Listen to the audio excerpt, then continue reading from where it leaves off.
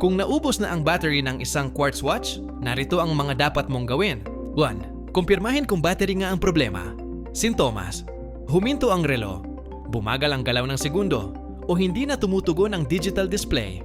Maaari mong tingnan kung may signs ng battery drain, tulad ng intermittent ticking o kumikislap na screen sa digital watches. 2. Palitan ang battery.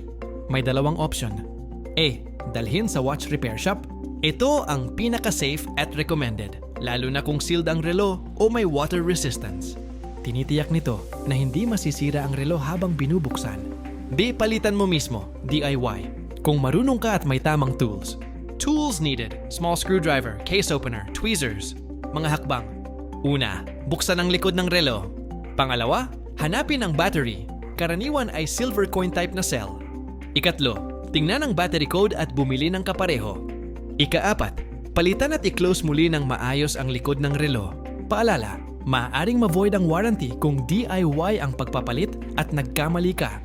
3. I-check ang kondisyon ng relo. Tingnan kung may kaagnasan o corrosion sa battery contacts. 4. Huwag hayaang walang battery ng matagal. Ang ilang quartz watches ay maaaring masira kung matagal na walang battery, lalo na kung naiwan ang leaking battery sa loob.